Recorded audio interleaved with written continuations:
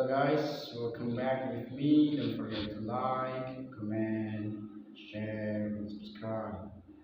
So in this video, I would like to read you an article about the Houston Maritime Authority lawyer. Compensation covered under the Jones Act.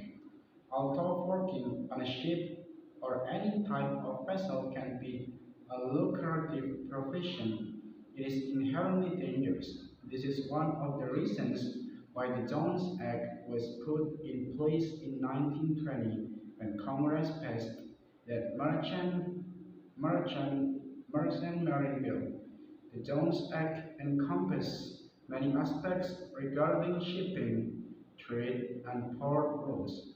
It also includes provisions for compensation to seamen who are injured at work due to negligence by a vessel's owners, captain, or members of the crew.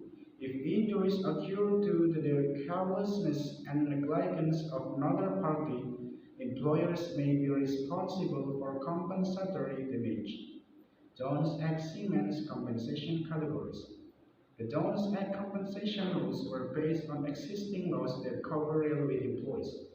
They share some similarities to standard workers' compensation, but the complex nature of maritime law separates Jones Act compensation rules from all others. The Jones Act section on seamen's compensation is closely based on the Federal Employment Liability Act, or FELA. FELA makes railroads engage in interstate trade liable for any injuries to railway workers if it's because of the owner's negligence. Neither FELA nor the Jones Act are considered identical to regular workers' compensation because they take into account industry-specific factors that don't apply to other jobs. If seamen are injured on the job, even if the vessels are moored in port, they are eligible for the following types of compensation by the Jones Act. Medical bills. In Jones Act cases, the employer may be responsible for additional medical bills and expenses that are not covered under maintenance and cure benefits. This may include medical expenses for immediate treatment and its related costs as well as future medical costs considered to be necessary and reasonably acceptable. Examples of these costs include travel expenses to out-of-town medical facilities, physical and occupational therapy, psychological counseling, specialized medical equipment, and nursing care. Lost wages. On-the-job injuries can prevent a seaman from returning to work either temporarily or, in cases of total disability, permanently. This requires two different types of compensation under the Jones Act: lost wage and lost earning capacity. Lost wage compensation is the first type. It addresses lost earnings from the time that the injury occurred as well as the earnings being lost during the seaman's medical treatment recovery. Lost earning capacity. Lost earnings capacity is the second type of wage-related compensation. This refers to future wages that will be lost if the seaman cannot return to work as a result of permanent disability. There are many factors involved when determining lost earnings capacity, including age, gender, race, and estimated working life expectancy. Other factors may include the estimated value of health insurance benefits, vacation time, and or retirement plans.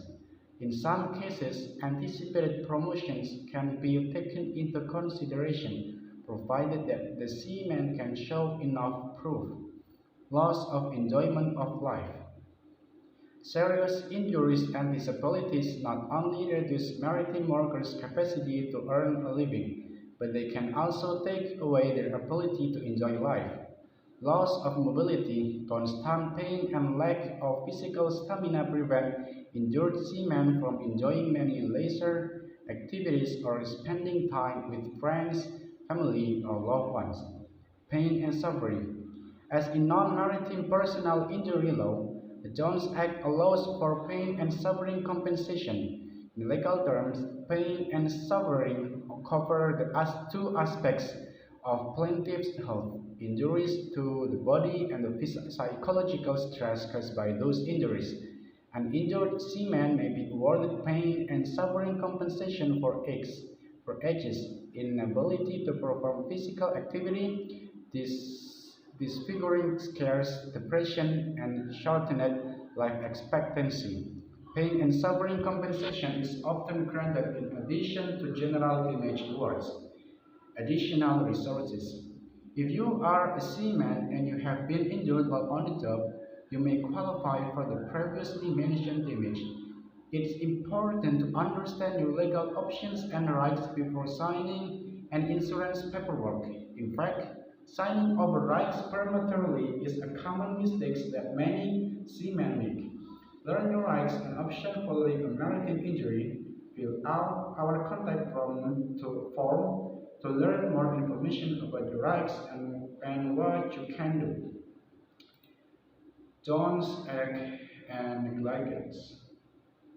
Wait guys, this is still buffering. Okay. Jones Act and Glycans. Among its many provisions, the Jones Act strictly defines and regulates the relationship between seamen and employers about U.S. vessels. Important aspects of the Jones Act is that it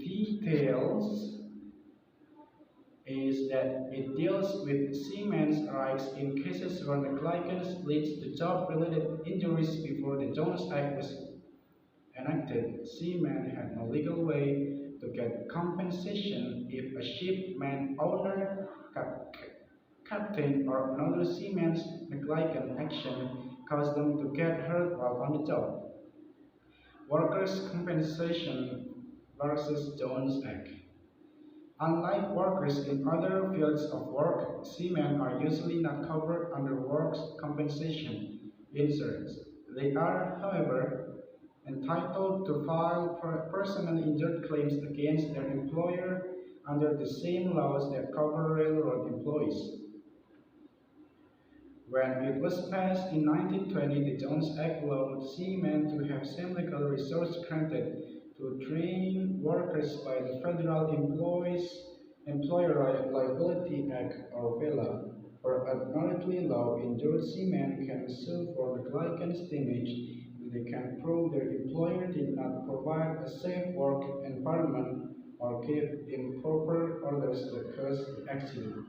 Okay guys, maybe that's all from me. Thank you for watching. Don't forget to like, comment, share, and subscribe.